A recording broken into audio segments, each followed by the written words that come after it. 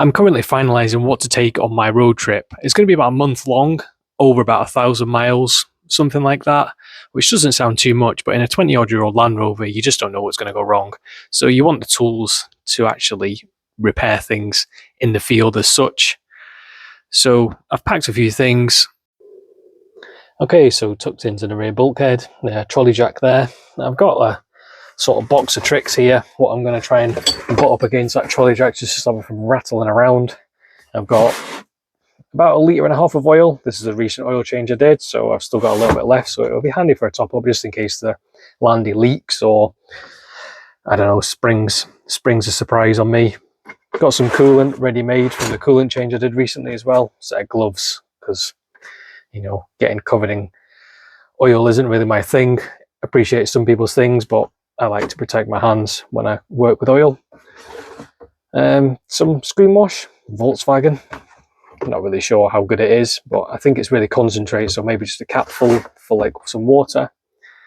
Axle stands, or for USA members, jack stands. Got a little jerry can here, just in case I somehow run out of fuel in a remote part of Scotland. Block of wood, nice big block of wood for the jack. Some chocks, some spare wiper blades as well. Now, I wouldn't normally take spare wiper blades, and I wouldn't really recommend anyone take spare wiper blades, but I already had them from changing my wiper blades in a previous video, so I'm going to take them just in case the Landy decides to throw one off or anything like that. Pump as well. This is actually quite a good pump. I'll stick the link to it. I'm really normally quite fussy about pumps, car pumps and things like that, but this is quite a good one. I can't remember how much it is, but it's really inexpensive, and it is quite a good one. And nice and quiet as well. It doesn't deafen you when you're actually pumping the tyres up, and it does actually do the big 265s on the Land Rover.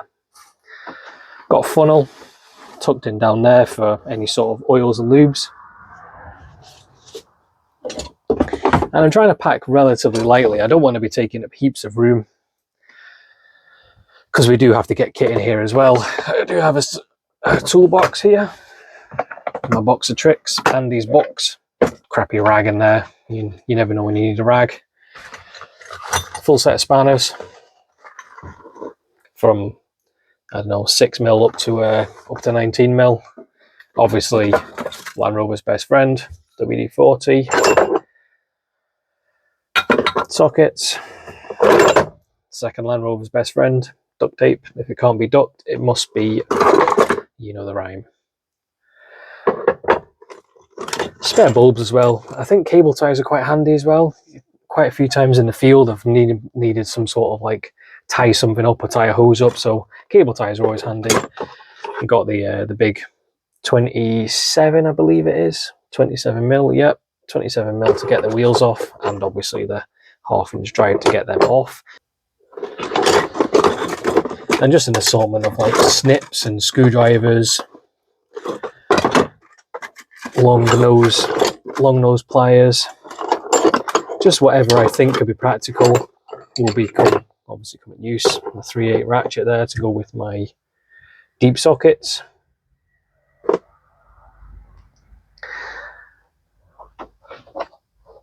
And obviously there's still going to be a lot of kit still being here, but the tripod, just in case I want to do any filming or anything like that. Umbrella, spare umbrella, and then just 2 seats. And then obviously there's going to be a lot more kit going in here as well. But that is basically what we've got at the minute. That was one thing I noticed yesterday, and it was kind of like freezing up on the intermittent wiper setting. So I didn't really want to replace the wiper motor so close to actually going away, and it's freed up now. But all I did was take off this rubber grommet here. It does come off. It just takes a little bit of persuasion. I'm going to get my hands clattered in grease now because I've greased it all up since. But I took off that grommet, sprayed WD-40 there, made sure it was running clean, cleaned it all up, and then put some copper grease on it. Put the rubber grommet back on, did exactly the same to the other side, and just give it a sort of a wiggle, and it definitely has freed the wiper up for sure, both wipers.